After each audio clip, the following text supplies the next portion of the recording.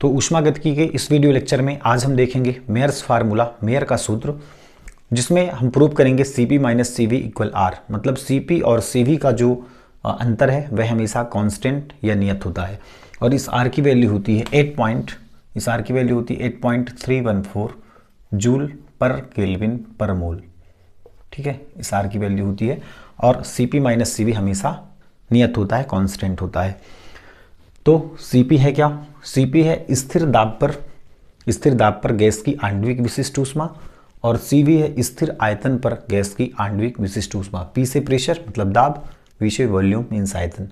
तो P means pressure मतलब दाब, तो स्थिर दाब पर गैस की आणविक विशिष्ट ऊष्मा, V मीन्स वॉल्यूम, स्थिर आयतन पर गैस की आणविक विशिष्ट ऊष्मा। ठीक है, इसके लिए अपन देखते हैं कि Cp में से हमेशा Cv माइनस क्यों होता है। मतलब Cv छोटा होगा Cp से, तभी तो Cp में से Cv माइनस है। तो इसके लिए अपन एक डायग्राम बनाते हैं। ठीक, ये हो गया हमारे पास एक बेलन। ठीक, इस बेलन के अंदर भरी हुई है आदर्श गैस। ठीक, आदर्श गैस भरी हुई है, यहाँ पे लगा हुआ है पिस्टन। ठीक, यहाँ पे लगा हुआ है पिस्टन। अब देखिए हमें क्या करना है, कांस्टेंट वॉल्यूम की बात करें। ठीक है, स्थिर आयतन की बात करें तो आयतन हमें स्थिर रखना है, मतलब आयतन इसका फिक्स रखना है। अगर आयतन इसका इतना है तो ये हमेशा फिक्स होना चाहिए। ठीक है, इतना आयतन इसका फिक्स होना चाहिए। तो नीचे से हम इसको क्या दे रहे हैं, ऊष्मा दे रहे हैं। ठीक है, इसको हम ऊष्मा दे रहे हैं, हीट दे रहे हैं। तो जैसे हम इसको ऊष्मा देते हैं और इसका आयतन हमें नहीं बढ़ाना, ठीक है ना, इसका आयतन हमें नहीं बढ़ाना है।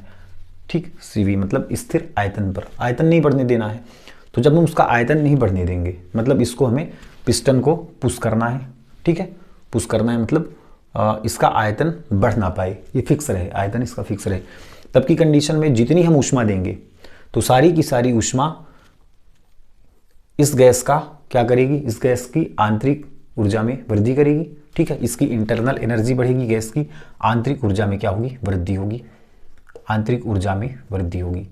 ठीक है, मान लेते हैं कि हम आदर्श गैस के एक मोल को, ठीक है, एक मोल को, आदर्श गैस के एक मोल को उतने ही टाइम तक मतलब dt ताप दें। ठीक है, dt ताप दें मतलब फिक्स ताप दें, उतना ही ताप दें जितना कि हम स्थिर दाब पर देंगे। ठीक है, अब स्थिर दाब की बात कर लें तो दाब स्थिर होना चाहिए। मतलब कहने का कि यहाँ पे आदर्श गैस भरी हुई है, हम दे रहे हैं नीचे से हीट। ठीक है, ऊष्मा दे रहे हैं हम। अब दाब नहीं बढ़ना चाहिए। तो दाब नहीं बढ़ेगा, दाब ना बढ़ने की कंडीशन में क्या होगा, ये इसमें प्रसार हो जाएगा गैस में। ठीक है, क्योंकि जब हम इसको ऊष्मा दे रहे होंगे, जब ऊष्मा दे रहे होंगे तो क्या होगा, तब की कंडीशन में दाब बढ़ेगी ना। अब इसका आयतन फिक्स है मतलब इसका दाब बढ़ रहा है।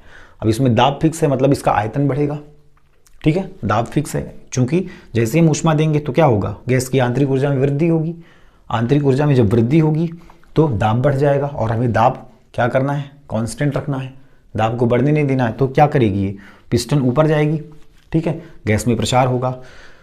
ठीक, तो इसमें देखें, इस कंडीशन में जब Cp वाले कंडीशन में देखें, ठीक है, मतलब कांस्टेंट प्रेशर की कंडीशन में देखें, स्थिर दाब की कंडीशन में देखें, तो स्थिर दाब में क्या हो रहा है, ये जो ऊष्मा है दो पार्ट में डिवाइड हो रही है। पहला, गैस की आंतरिक ऊर्जा में वृद्धि कर रही है, और दूसरा, गैस में प्रसार भी हो रहा है। दो कामों में खर्च हो रही है स्थिर दाब में ऊष्मा। ठीक है, आंतरिक ऊर्जा में वृद्धि में और किस में, प्रसार में, दो चीज़ों में वे हो रही है। ठीक है, और यहाँ पे स्थिर आयतन पर देखें, तो स्थिर आयतन में क्या हो रहा है, स्थिर आयतन में केवल और केवल एक ही चीज़ हो रही है। स्थिर आयतन में क्या हो रही है, केवल एक चीज़ स्थिर आयतन में, कि केवल आंतरिक ऊर्जा में वृद्धि हो रही है, केवल आंतरिक ऊर्जा में वृद्धि, गैस के अणुओं की आंतरिक ऊर्जा में केवल वृद्धि हो रही है।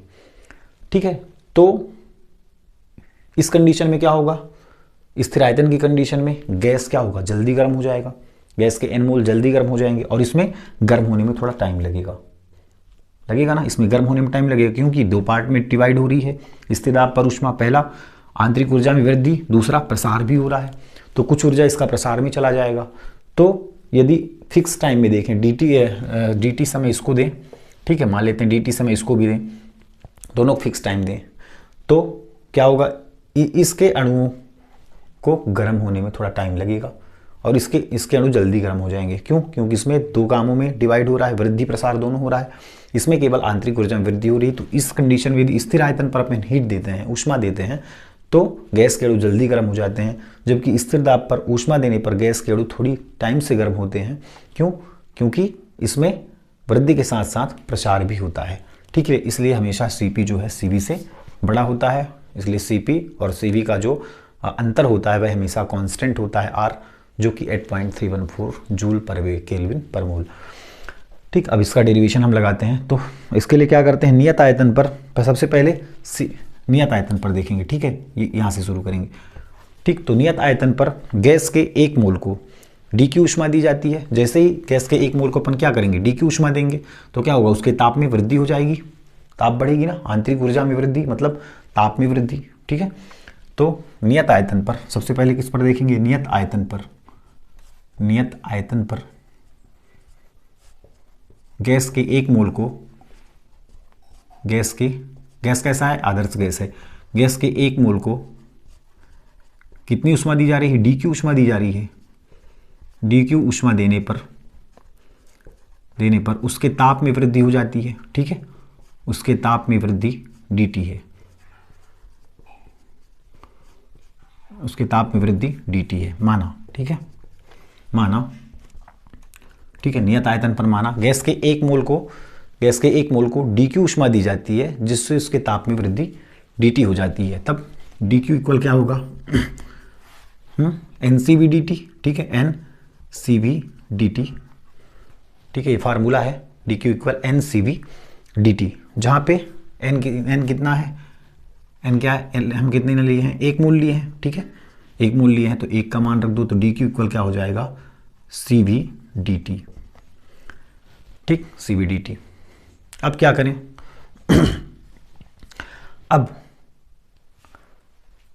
गैस के 1 मोल को हमने dq ऊष्मा दी, जिससे उसके ताप में वृद्धि हो गई dt। ठीक है, अब ऊष्मागतिकी का प्रथम नियम लगाएं। ऊष्मागतिकी के प्रथम नियम से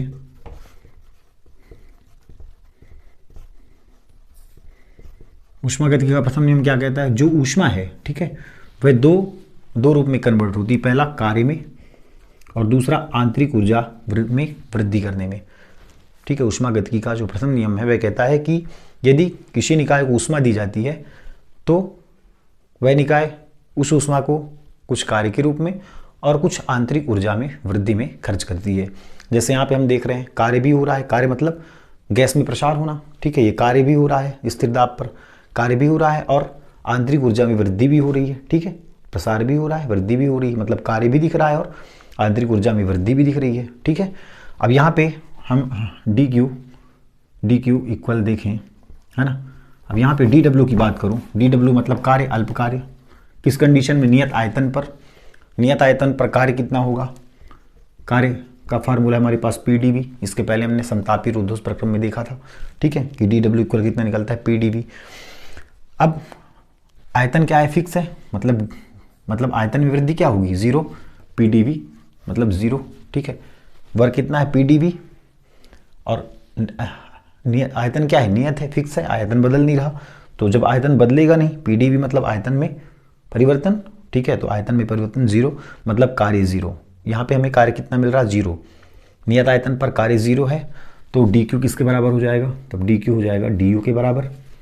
ठीक है ना, dq किसके बराबर, du के बराबर, मतलब du इक्वल कितना हो जाएगा, dq की जगह पे क्या रख सकते हैं, du, तो du इक्वल हो जाएगा CV dt, equation number first.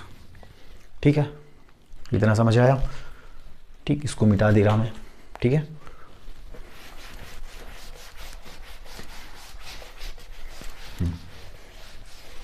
तो यहां तक बात समझ आई ना। नियत आयतन पर माना गैस के 1 मोल को dq ऊष्मा दी जाती है, जिससे उसके ताप में वृद्धि हो जाती है dt।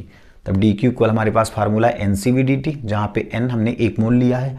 ऊष्मागतिकी का प्रथम नियम कहता है हमने जो ऊष्मा दी वह 2 रूपों में व्यय हुई, पहला कार्य के रूप में और दूसरा आंतरिक ऊर्जा में वृद्धि के रूप में। तो नियत आयतन पर कार्य हम देख रहे हैं, आयतन जब फिक्स है, आयतन जब उसका फिक्स है, ठीक है, आयतन जब बढ़ ही नहीं रहा, बदल ही नहीं रहा, तो वर्क हो नहीं रहा। ठीक है, ऐसा भी समझ सकते हैं, आयतन फिक्स है मतलब वर्क नहीं हो रहा। वर्क कब होगा, जब आयतन परिवर्तित होगा, जब गैस में प्रसार होगा। ठीक है, तब वर्क होगा। गैस में प्रसार हो ही नहीं रहा, आयतन फिक्स है, आयतन फिक्स है मतलब कार्य जीरो है, कार्य जीरो है मतलब डी क्यू डी यू के बराबर है, और जब D Q C V D T के बराबर है मतलब डी यू भी सी वी डी टी के बराबर ही है। ठीक, अब नियत आयतन पर हमने देख लिया, अब नियत दाब पर देख लो, सॉरी नियत दाब पर, नियत दाब पर फिर वही करेंगे। आदर्श गैस के 1 मोल को डी क्यू उष्मा देने पर उसके ताप में वृद्धि डी टी है, फिर से ये चीज़ लिखना है। ठीक है, ये चीज़ फिर से रिपीट कर लेना। क्या माना गैस के 1 मोल को डी क्यू उष्मा देने पर उसके ताप में वृद्धि डी टी है, तब डी क्यू इक्वल कितना हो जाएगा यहाँ पे, तब डी क्यू हो जाएगा N C P D T, जहाँ एन इक्वल 1 मोल लिख लो, या direct D Q equal C P D T. ठीक है, जब नियत आयतन था तो सी वी डी टी, नियत दाब है तो सी पी डी टी। अब ऊष्मागतिकी के प्रथम नियम से, पुनः से ऊष्मागतिकी के प्रथम नियम से, प्रथम नियम से क्या हो जाएगा, D Q D W plus D you, मतलब कार्य और आंतरिक ऊर्जा में वृद्धि। ठीक है, तो D Q equal D W कितना, P D V plus D U कितना है, सी वी डी टी, या फिर यहाँ पे डी क्यू का मान रख दो, डी क्यू का मान कितना है, सी पी डी टी। ठीक है, बात समझ आई। डी क्यू कितना, सी पी डी टी नियत दाब पर, और डी डब्ल्यू वर्क कितना होगा, पी डी वी, यहाँ पे वर्क होगा ना नियत दाब पर, चूंकि दाब अब नियत है। ठीक है, दाब नियत है मतलब नीचे से अपन हीट देंगे, ऊष्मा देंगे, तो क्या होगा, आंतरिक ऊर्जा में वृद्धि होगी, तो उसमें प्रसार भी होगा, तभी दाब नियत रह पाएगा। अदरवाइज उसको हम फिक्स कर दें तो दाब बढ़ जाएगा। तो दाब नियत रखने के लिए क्या करना पड़ेगा, उसमें प्रसार होना चाहिए गैस में, तो गैस में जब प्रसार होगा तो दाब नियत रहेगा, मतलब यहाँ पे हमें वर्क दिखेगा, है ना, वो गैस में प्रसार होगा, हमें वर्क दिखेगा। तो V को इधर ले आओ, तो ये सी पी डी टी, इधर आया तो माइनस का C V D T equal P D V, यहाँ पे डी टी कॉमन हो गया तो अंदर बचा सी पी, यहाँ से अंदर बचा सी वी, डी टी दोनों में से बाहर हुआ, ये हो गया पी डी वी, है ना।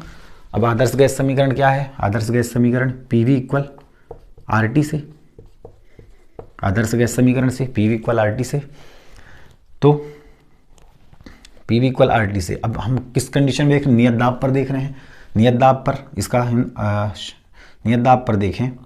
ठीक है, नियत दाब पर इसका हम अवकलन करें तो क्या होगा, नियत दाब पर ये P बाहर, ठीक है, dV, नियत दाब पर दाब तो फिक्स है ना, लेकिन वॉल्यूम फिक्स नहीं है, ये dV हो गया R, और ये दाब भी फिक्स नहीं है RdT।